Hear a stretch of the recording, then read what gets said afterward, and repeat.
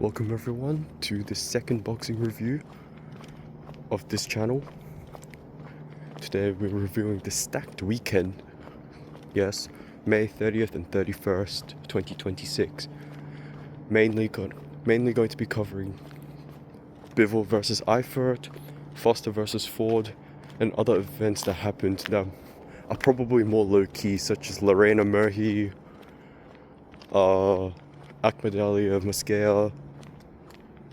There was Francisco Rodriguez Jr. taking on Cordova, and there was I can't really cover it, but it did happen, which was the event that had Guillermo Rigondeaux and what's his name, Yuriokis Gamboa. That's right. And I also can't cover the Amanda Serrano event because I didn't watch it. Should we start with Bivol Eifert? I didn't watch the rest of the card. The only fight I actually did watch was Bivol against Eifert, so I can discuss that. So obviously this was Bivol's first fight after his back surgery,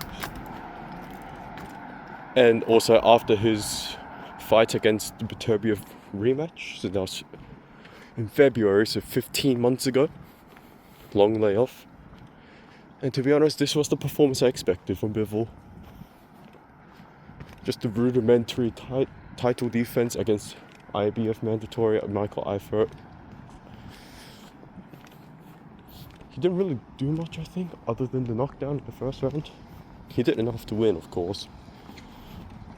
But I wish Bivol could have gone and maybe finished the job or put more of a performance.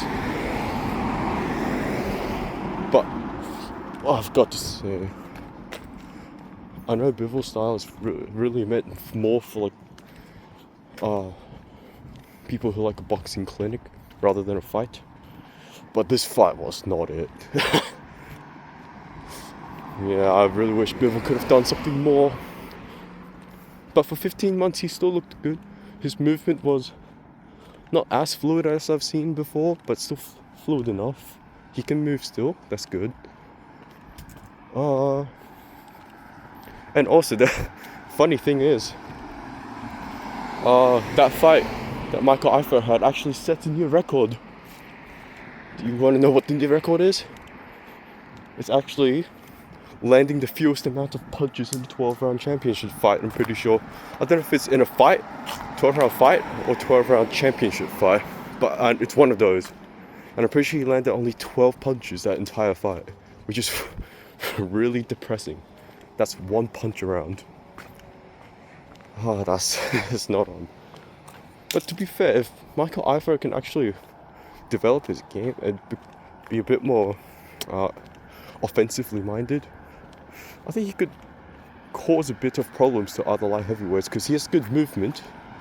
I think he has a decent guard, maybe a bit leaky, but I think his defensive responsibilities are actually kind of alright. So if he does come back and face a recognizable name other than Jean Pascal, then I think he should try to be more offensively minded. And for Bivol, there's a lot of talks now about the Callum Smith defense, because I'm pretty sure Callum Smith is the WBO mandatory. Do I want that fight? I think there's some other fights that he can take before it. Maybe a fight he can take before it. But it's not the worst fight. It's not the worst fight that he could have. But if I was to make an early prediction, I think Bivol should win. Maybe not as easy as Eifert, but maybe like a 9-3, 10-2, in my opinion. I think it would be still pretty easy. Definitely not stoppage. I think it's unwise to bet a stoppage for Bivol. But come on, it should be Benavidez next. But of course, Benavidez has that Noel McKellian ordered for WBC unification. But honestly, Benavidez should come down, because I know he can. He didn't really dehydrate himself So the Ramirez fight, so he should be able to. And if Benavidez does manage to come down, then that's a great fight for Undisputed. And plus, Benavidez will get a shot at Undisputed. How nice is that? Let's move on to the next significant fight. Foster versus Ford. That first round. What a tackle from Oshaki Foster. I'm surprised a point was not taken away for that. But oh well. If the referee didn't take a point off, then we don't score on that. But I personally think it should have been taken off. Both of them had their successes. What can I say about Foster? His movement was nice. I liked how he threw punches and then pivoted away so Ford couldn't catch him. But I also like Ford's leading with the rear hand to change patterns. But with Ford, what I noticed was and I think a lot of people noticed, he gassed in the later rounds. Don't know how controversial my scoring is going to be, but I had it even up to the 8th round, and then I think I had Foster taking over the rounds 9 to 12. So I think that shows Foster just has better experience and better cardio. Because now rounds 9 and 10, we could start to see the levels between Shaq and Ford. But against round 11 and 12, yeah, it was just another level. And Ford what was he doing? He was gloating, but he wasn't really doing anything.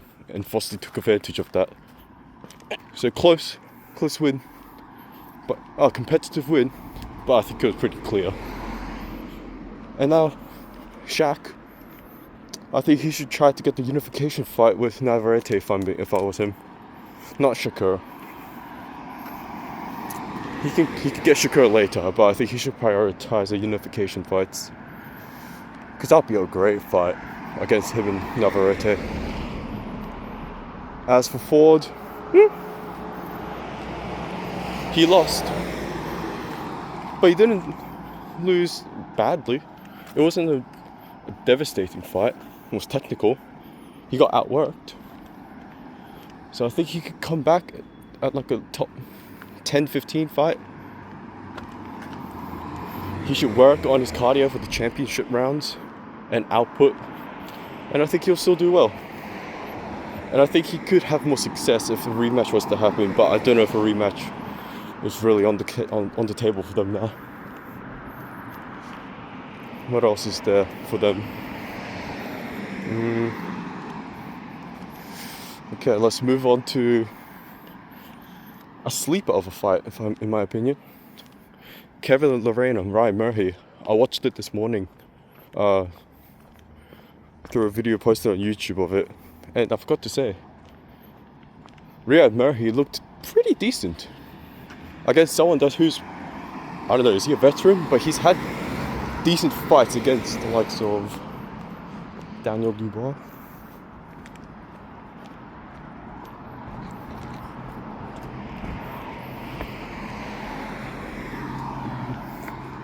Knocking him down 3 times in the first round, and also giving a good fight to Justice Hooney. Yeah, and he also had to win over Merhy himself. So to get Lerena as a win, it's not too bad. And he did it with a bit of style, I would say. Head movement was a bit lacking, I would say. But he did show head movement, I'm pretty sure. Footwork is a little slow. But I think that's a bit natural with cruiserweight to heavyweights. But his punch selection was nice. Punch variety was nice. And I don't know about his power. It could be a little... But about Bridgeweight, yeah, he should move to heavyweight, man.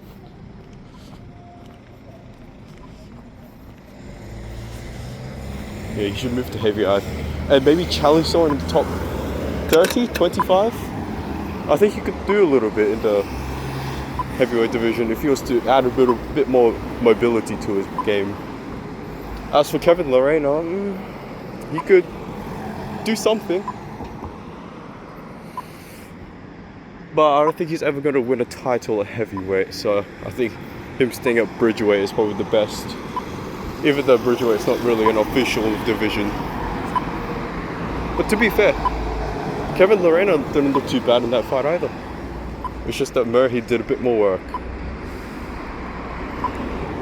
Now on to Francisco Rodriguez Jr. versus I forgot his name, Cordova. I'll just go for him by Cordova. That fight was shit. I'm sorry. Rodriguez did not look good in that fight. And I don't pity him after failing a PEDS test. 2, I'm pretty sure. Because he has 2 no contests. Against Akhmadaliev and the opponent before him. So don't pity him. He looked very lazy in his fight.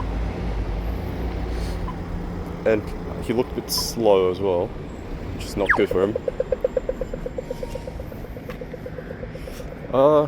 And that's just and I don't know why that fight was for the WBC title eliminator, but oh well. Don't want to spend too much time on that fight. It was for the eliminator title, but I hope he doesn't get a title shot. Not until he's had another fight that looks convincing enough. He should fight someone that's in the top 10, 15. Because I know he does have a win over Akhmadaliev, and it was a good performance, but that's because of PEDS, so it doesn't count too much now. What else is there? There was the final fight that I'll review is actually no. In the Foster Fourth fight, there was Zaki Moses. He faced Travis Crawford. I don't actually know who Travis Crawford is, but I do know Zaki Moses as a prospect. Improving to 7-0. He looked very good. He looked fast, sharp. He had decent defense against Crawford. Nice movement. Standard win for a prospect, but I like him, and I'll keep a watch out. And the final fight that I'll cover is probably Akhmadaliev versus Mosqueda. That was a comeback fight for Akhmadaliev after his loss to Inoue.